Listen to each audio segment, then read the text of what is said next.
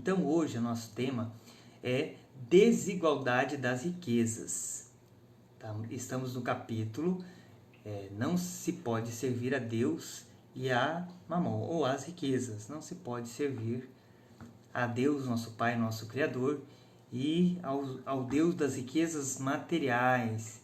Na semana passada nós trouxemos as lições de Jesus. Nesta semana nós vamos trazer os comentários de Allan Kardec em relação às lições de Jesus que nós estudamos na semana passada, que foi a mensagem do jovem rico, a lição de Lázaro, a parábola do rico, do mal rico que ajuntou tudo para ele, a passagem de Zaqueu, quando Jesus foi em sua casa, ele que era um homem de recursos financeiros, e também estudamos sobre a parábola dos talentos. Então essas ele colocou no começo do capítulo, e nós vamos agora estudar uma a uma, com os comentários de Allan Kardec, com um estudo mais aprofundado. Será uma alegria. Vamos lá. Utilidade providencial da riqueza. Prova da riqueza e da miséria.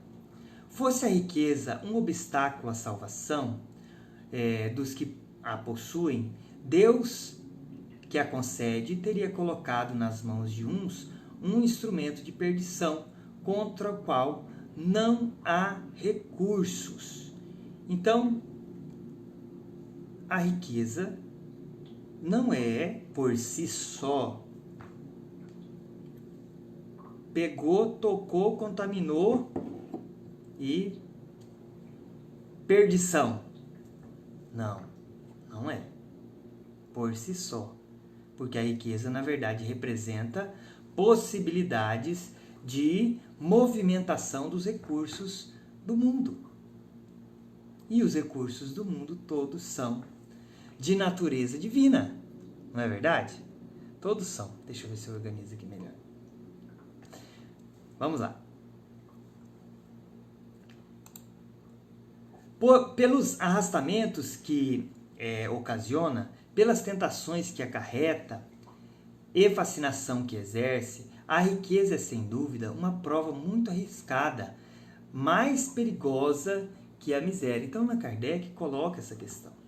Essa é a grande questão quando Jesus falou, após o jovem rico ter se negado a ir com o Cristo, quando ele falou que seria mais fácil um camelo passar por um buraco de uma agulha do que um rico entrar no reino dos céus. É disso que ele está falando, da dificuldade desta prova. É uma dificuldade. A riqueza é uma dificuldade. Por quê?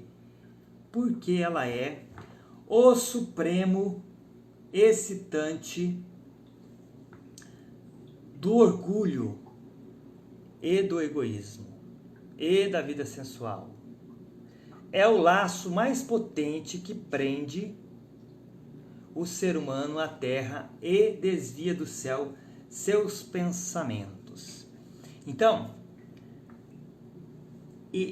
quando nós temos a riqueza material, a nossa tendência é que nós possamos atender às nossas vontades no que se diz respeito aos nossos desejos de prazer, que é natural também do ser humano ter desejo de felicidade. O pecado original, nós não podemos ser felizes, porque, enfim, não, é natural.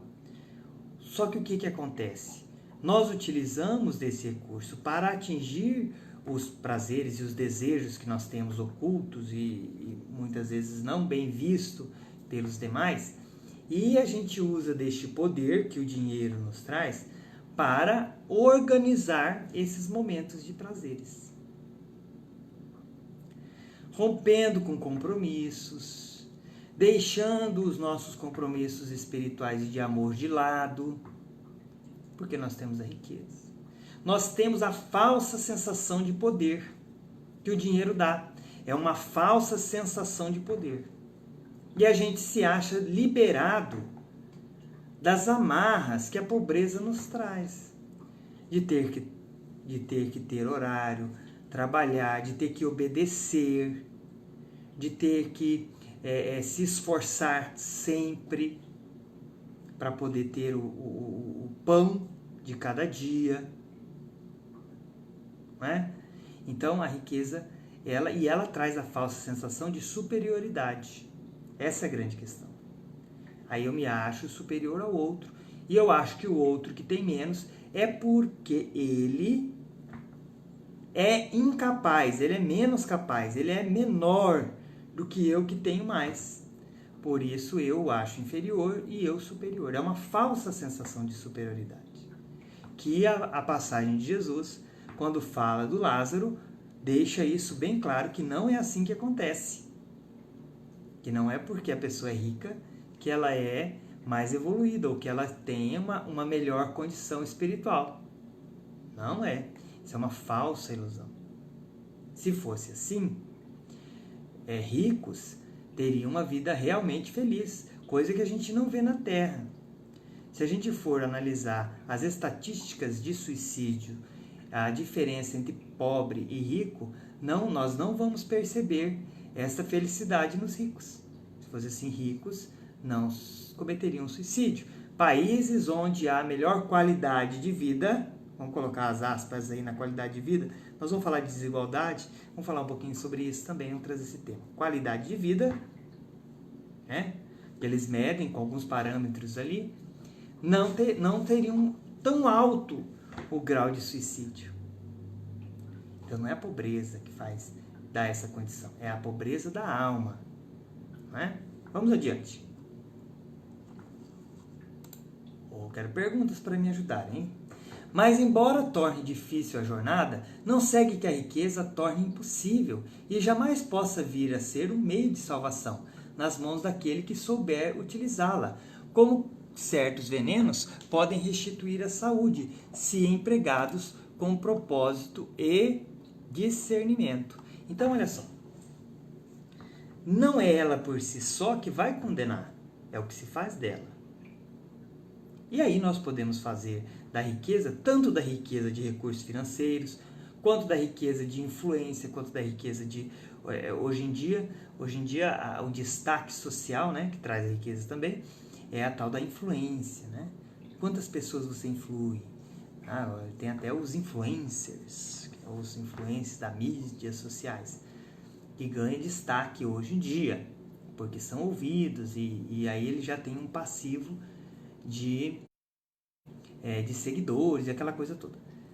Mas isso, por si só, não significa motivo de perdição, porque a pessoa que tem grandes recursos pode utilizar esses recursos de maneira proveitosa. Vamos ver aqui o nosso joguinho.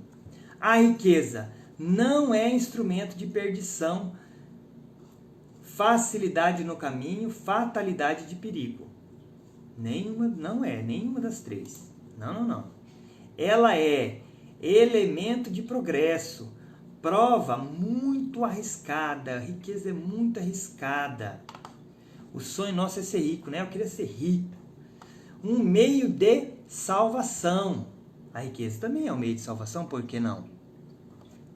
Porque pode se administrar para o bem, pode se administrar para a evolução. Né? Mas olha o perigo.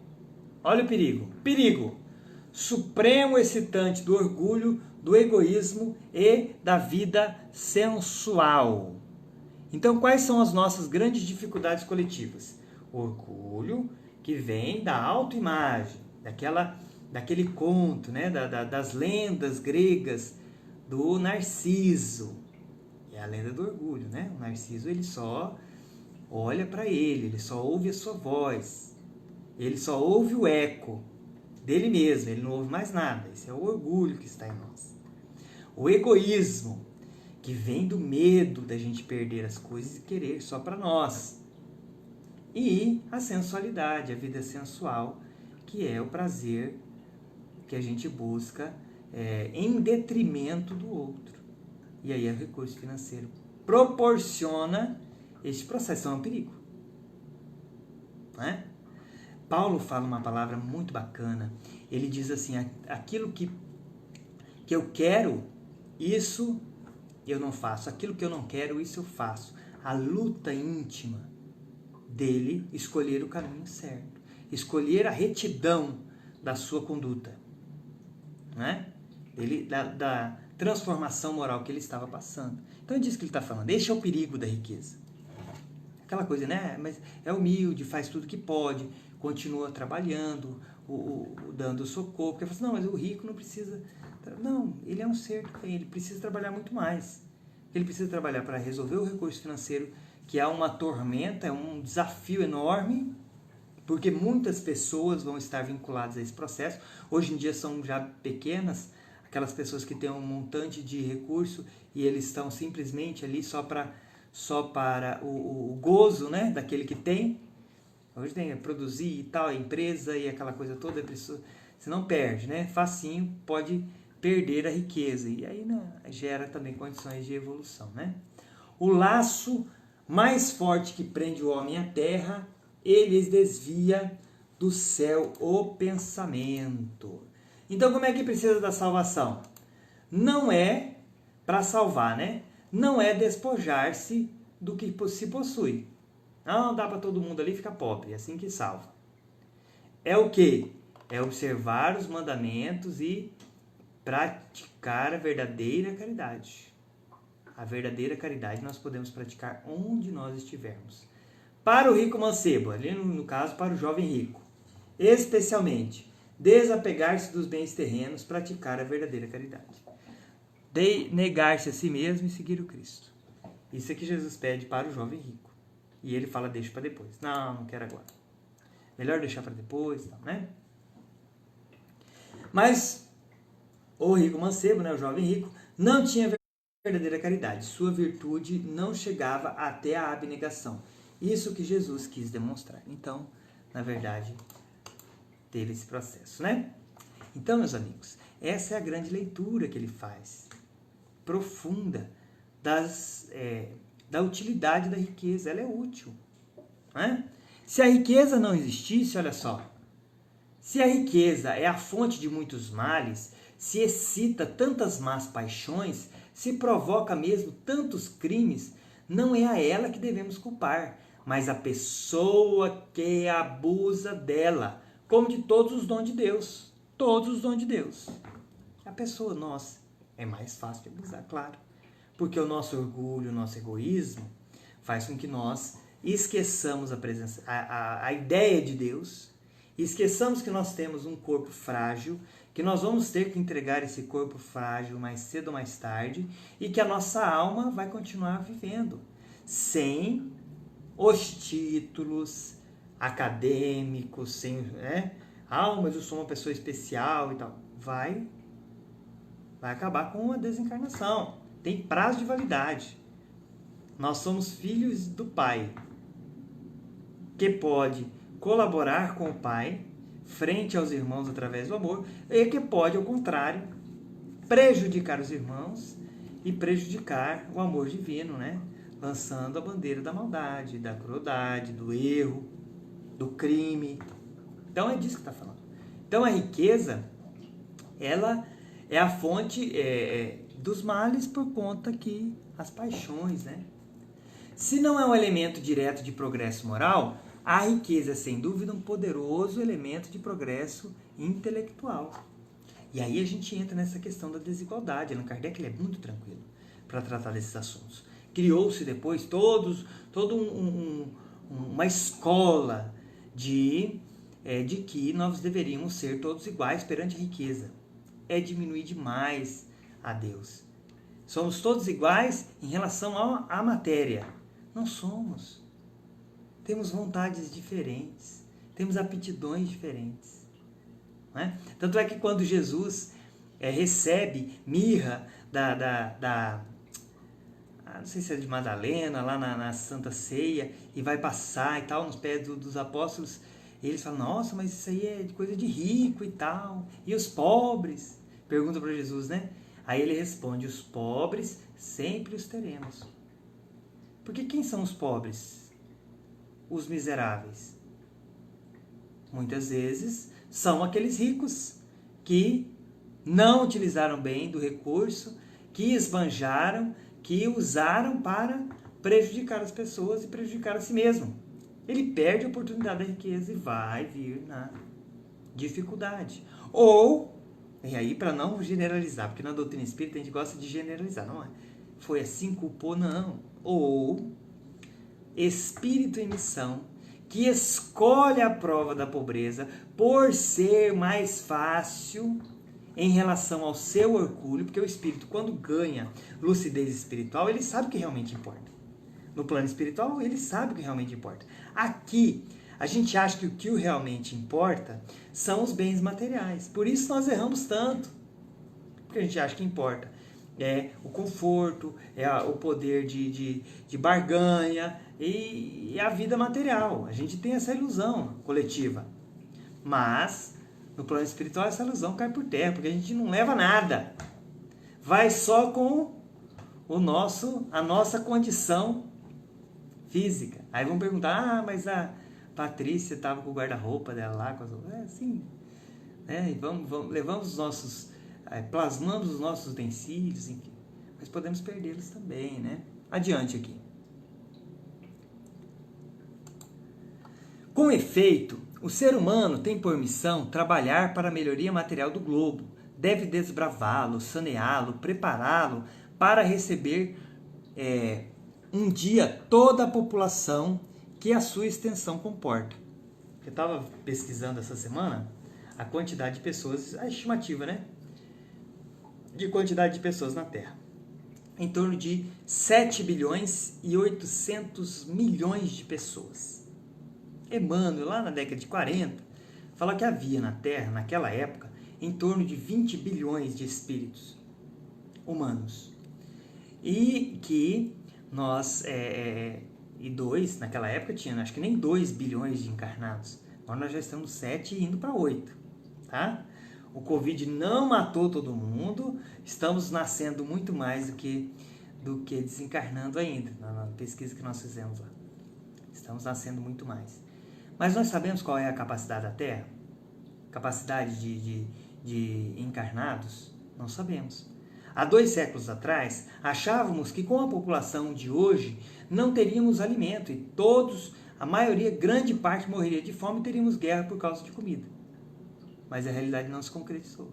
Os estudos dos especialistas da época não se concretizou. Porque o programa é divino. Jesus está no comando. E aí vieram cientistas, organizaram a tecnologia agrícola e hoje nós temos uma produção que diminuiu vamos dizer assim, em porcentagem, a miséria. Hoje nós já temos um conforto relativo em relação a isso.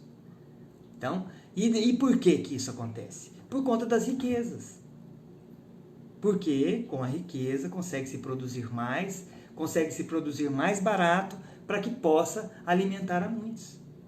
Então eu posso comprar o utensílio, eu posso comprar a enxada, a motosserra, o aparelho que eu preciso para produzir aqui. Para produzir lá na Amazonas, lá nos Estados Unidos, no Canadá, na Nova Zelândia, na Austrália. Por quê? Porque existe a possibilidade desses materiais, da tecnologia, do adubo, enfim. Se pulverizou. E aí a gente vai produzindo. Para que nós possamos ter a capacidade de proporcionar reencarnação para quantos Deus assim achar que devemos. Mas tem muita gente nascendo, meu Deus, não vai...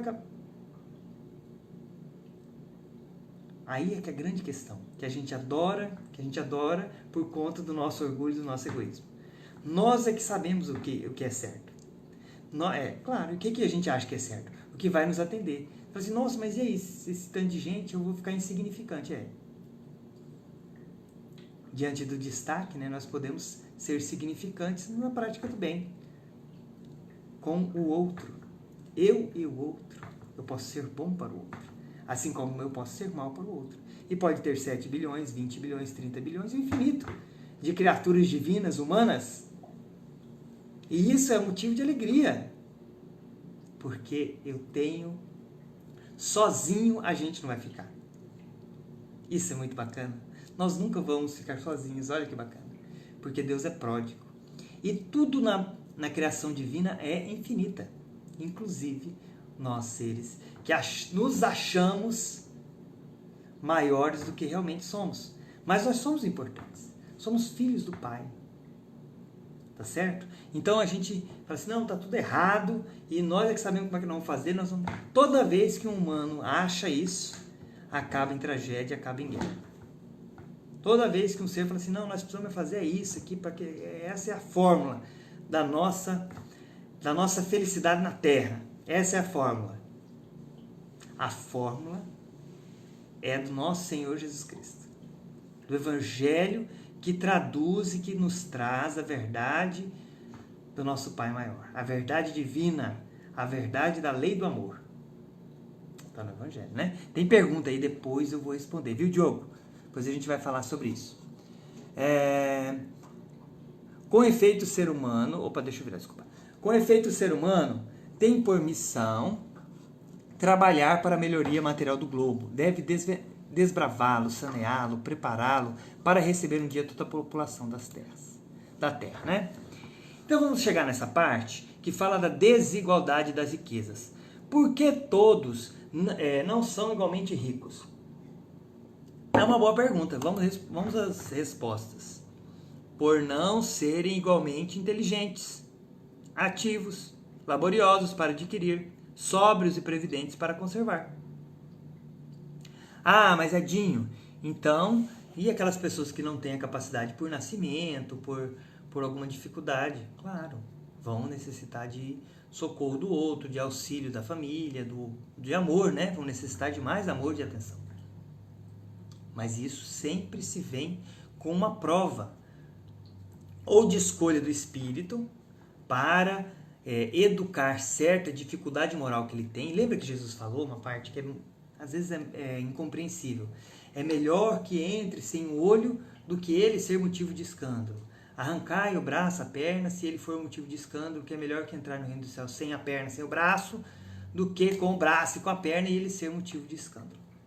Então é disso que ele está falando. Às vezes o espírito está no processo evolutivo, já se arrependeu, já está numa... Né? Porque às vezes a gente fala assim, não, nós somos seres involuídos, maldosos ainda, a gente não consegue vestir essa carapuça. A gente tem algumas máscaras aí que não deixam a gente perceber a dificuldade e a maldade que a gente ainda carrega, em algum grau.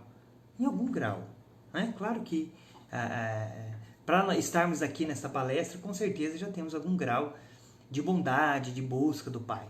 Mas ainda temos algum grau de dificuldade da nossa alma. Se pisarem no nosso calo, a gente vai saber quem realmente a gente é, né? Então a gente tem diferenças de capacidade, de vontade, de busca. Então não é justo, ninguém vai dizer que é justo, aquele que trabalha receber aquele que não, para pagar para aquele que não trabalha. Isso não é justiça, não há moral.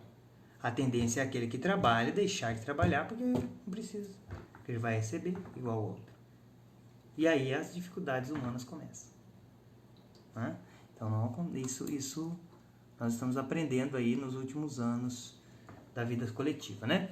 Se Deus a concentra em certos pontos, é para daí se expanda em quantidade suficiente segundo as carências. Então vamos estudar aqui no nosso quadrinho.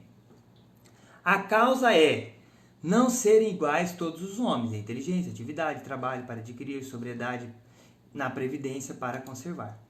A causa é também programa de Deus, experiência moral do homem na terra, cada um possuirá a riqueza por sua vez. Então, é igual o Alto da Compadecida, né? Agora eu tô rico, depois eu tô pobre. Tá rico, tá pobre, não é assim? Cada um tem de possuí-la para se exercitar em utilizá-la e mostrar o uso que sabe fazer dela. Então, aprova a riqueza. Riqueza não riqueza não traz felicidade, mas compra quem traz. Aquela coisa toda, né? Não traz. Ela é meios claro, da gente ter muito mais conforto, da gente ter muito mais condições de realizar as coisas, mas aquele que muito foi dado, muito será cobrado. 5 talentos, tem que multiplicar para 10. 2 talentos, tem que multiplicar para 4. 1 para 2 e assim por diante. Essa é a matemática divina. Então não adianta a gente ficar com invejinha do outro que recebeu 5. Se eu receber 1, sinal que eu preciso multiplicar 1. O outro tem que multiplicar 5. Então acho que a riqueza é maravilha, né? Ah, maravilha é compromisso gravíssimo. Gravíssimo. E aqueles que roubam, aqueles vão ter grandes dificuldades, né? Adiante, tem perguntas aqui, já já a gente vai responder todas as perguntas. Por que Deus a outorgou a pessoas incapazes de fazê-la frutificar para o bem coletivo? Concede-lhes o livre-arbítrio. Pretendeu que o ser humano conseguisse pela própria experiência distinguir o bem do mal e que a prática do bem resultasse dos seus esforços e da sua vontade. É o livre-arbítrio. Ah, por que a pessoa não produz aquilo que precisa com a riqueza e usa mal? Assim como o pobre não utiliza bem da humildade e vai lançar mão de outras situações. Né? Então não significa que a pessoa é pobre, que a pessoa é boa. Nem que é rica que é boa e má. Nem que é rica que é má. Não existe isso. Mas é uma oportunidade que a pessoa está tendo. E acontece muitas vezes daquela pessoa que é pobre e de repente fica rica. E não raras vezes, ela perde a humildade. Quer dizer, ela nunca teve, né? E vira as costas para aquele que tem dificuldade, né? E vira as costas para o passado. Não, agora eu sou rico. Agora já não me misturo mais. Vai ter que misturar. Há ricos e pobres, porque Deus, sendo justo, a cada um prescreve que trabalhe por sua vez a pobreza. Por sua vez, né? A pobreza é, para uns, prova de paciência e resignação. A riqueza é, para outros, prova de caridade e abnegação. Prova de, olha só, prova de paciência e resignação para o pobre, a pobreza, prova de paciência e resignação. A riqueza, prova de caridade e abnegação. Tem que produzir para o coletivo. Nós estamos numa era da humanidade em que nós, ainda muito materializados, a maioria de nós não acredita, não tem a fé verdadeira no Pai, duvida da vida após a morte.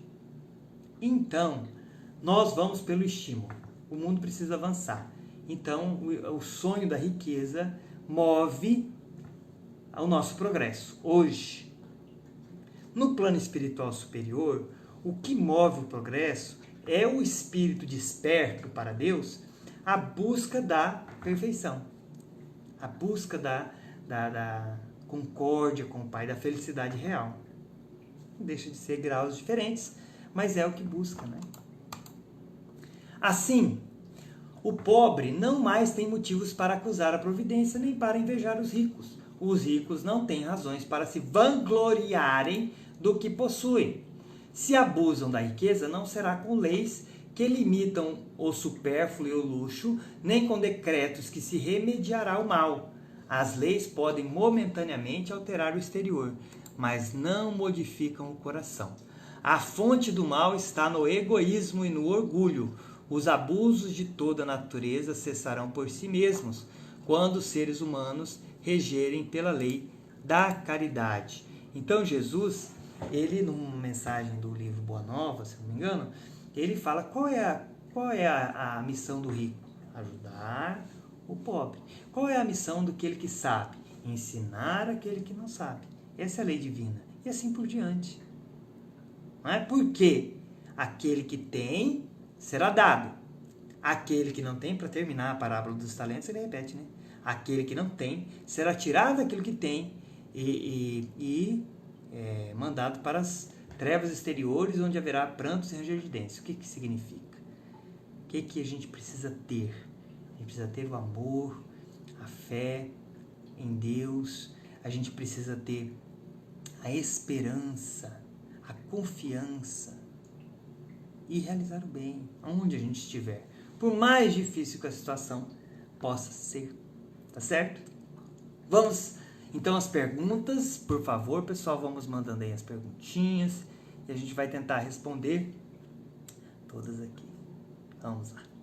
Opa, apertei o botão errado. Ana Maria de Lourdes, bem-vinda, Ana Maria. Edna.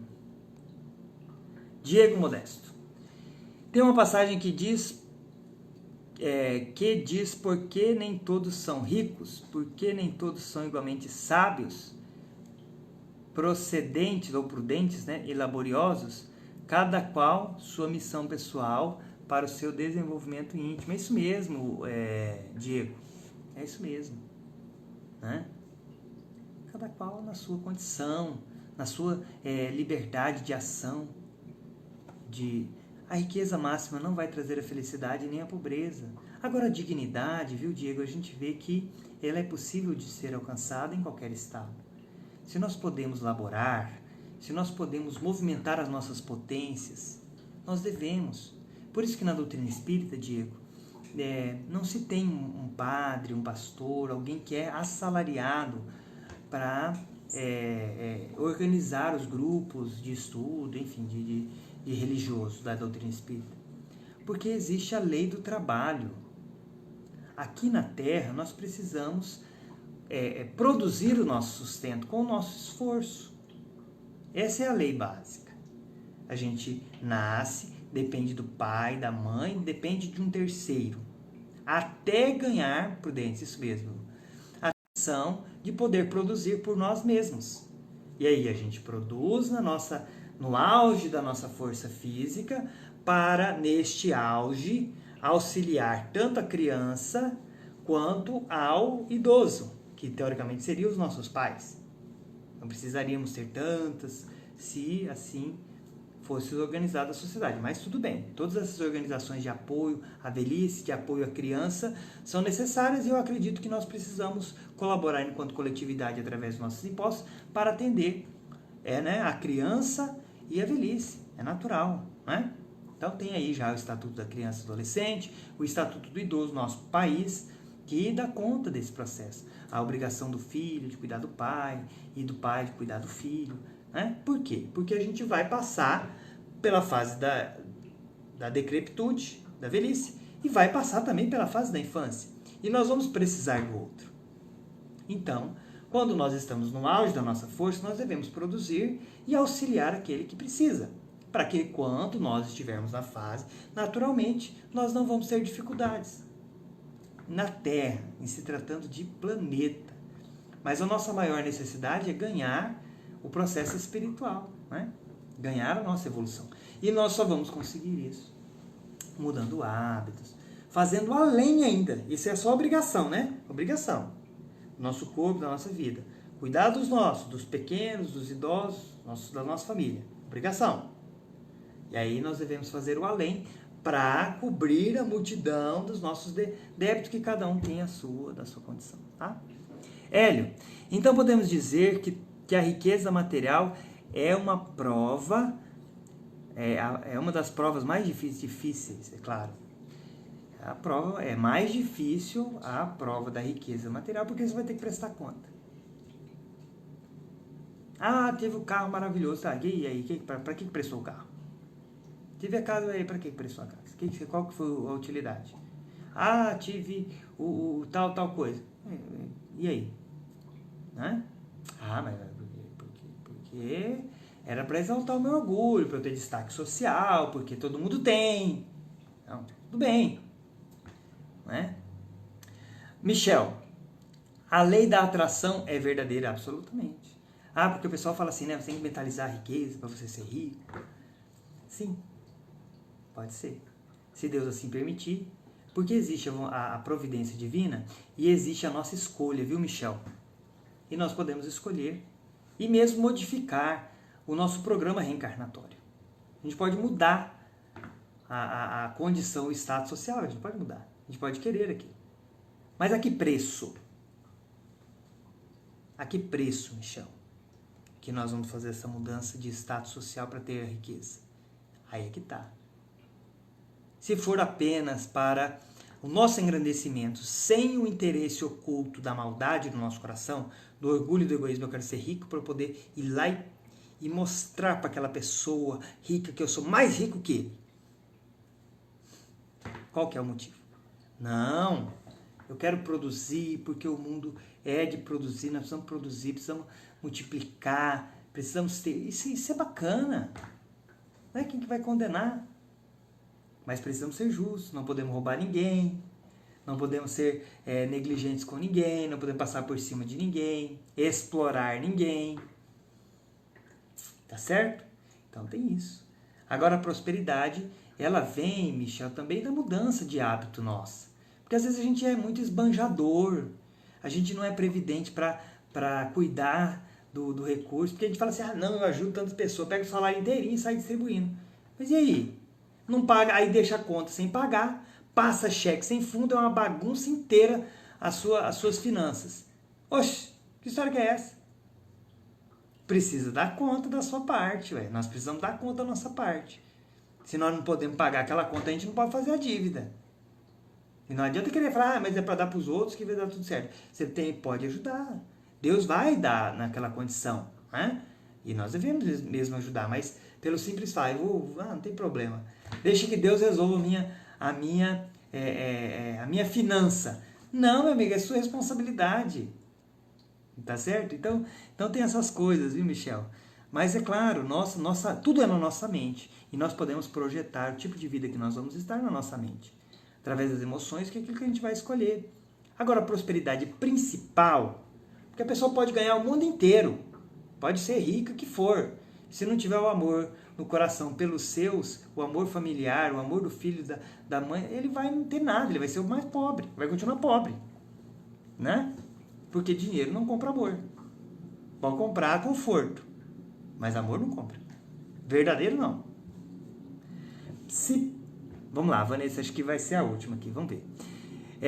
Se para mim ajudar uma pessoa eu teria que desfazer de algo que me faria falta, algo do qual me esforcei muito para adquiri-lo, estou sendo egoísta? Depende muito do caso, né, Vanessa? Depende muito do caso. Embora tudo que a gente tem é um empréstimo divino, né? E às vezes a gente dispõe para salvar a vida de alguém, ou para, enfim, né? Às vezes está com familiar e o SUS não faz a cirurgia, a pessoa precisa fazer, você dispõe e depois corre atrás, vai poder adquirir. Às vezes a gente tem que pagar uma conta, né? Então, mas é um movimento de cada um, viu, Vanessa? Aquela coisa é útil, não é? Depende muito do caso, né? Depende muito da situação. Se for para a pessoa esbanjar, se for para a pessoa simplesmente continuar no processo parasitário daquela pessoa, porque tem pessoas que você tem que... Né? Vide aí, tem alguns filhos de 40 anos sendo sustentados pelas mães aposentadas até hoje. Que história que é essa, gente? Isso não pode ser normal. Né? Meu sonho é aposentar. Por quê? Não, eu não faço nada. Mas como assim, meu amigo? Não que a aposentadoria não seja justa, né? Claro, o seu corpo já não aguenta mais. Mas a gente pode produzir alguma coisa em algum lugar, de alguma maneira. Sempre vai produzir, né? Então, Vanessa, depende do caso, tá? Hélio... A Fernanda respondeu pro Hélio aqui. A riqueza incita as facilidades, as vaidades, os prazeres terrenos. Sendo assim, mais difícil de trabalharmos nossas virtudes. Sim, né? Mas é um desafio também, né, Fernanda, porque todas as situações em que nós estamos é um desafio para o bem, né? Para o bem. Mas a riqueza, ela é uma prova que pode render bons frutos se o coração for de boa vontade, né? Boa vontade, fazê-la prosperar, fazê-la dar bons frutos. Desfazer-se dela, muitas vezes, é desfazer-se de um dom. Né? Mas a pessoa é dona de uma de uma empresa muito grande. E ela emprega muitas pessoas. Não, aquela pessoa vive de especulação no mercado financeiro. Tudo bem também. Mas também já emprega as pessoas, porque quantos empregos existem no mercado financeiro assim por diante. Então o programa é divino, né? A riqueza também é divina. A riqueza também é divina. O que não é divino é a nossa vontade de se apartar da lei divina. Orgulho e egoísmo, sensualidade para prejudicar o nosso próximo. Enfim, esses são os deslizes que nos levam a arrependimentos posteriores. A felicidade está no bem. E nós podemos ser bons em qualquer situação. Nós não somos impedidos de fazer o bem em qualquer lugar que nós estejamos, sendo rico, sendo pobre. Né? Sabia que o pobre pode ajudar o rico, ser caridoso para com o rico? Muitas vezes. Muitas vezes. Qualquer situação. Não é? Quantos ricos que não sabem fazer o culto do evangelho no lar? Quantos pobres sabem? Ele pode fazer a caridade para o rico. Uma caridade fantástica. Ensinar o rico a fazer o culto do evangelho. Mudar o seu padrão mental. Olha só que bacana. Não é só rico que pode fazer caridade, não. Porque não é só com dinheiro que se faz caridade. É ou não é? A felicidade, a alegria. Quantos ricos falam assim, eu era feliz quando eu era pobre, quando eu comia lá aquela goiaba, não sei o quê, eu brincava na terra de betes, daqueles pau que entrava ferpa na nossa mão, e eu era feliz e não sabia, não é assim que a gente fala? Aquela dificuldade e tal. Provavelmente. E agora que eu tenho recurso financeiro, eu não tenho tempo para nada, porque é uma confusão, a família e tal. Pois é.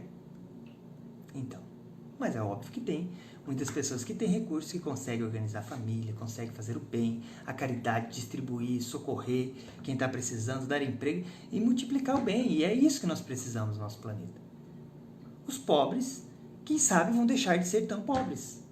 E os ricos, para que ajuntar um tantão de dinheiro e depois ir para o plano espiritual e não levar nada? Mas óbvio que tem que produzir esse recurso, né? E assim segue, gente.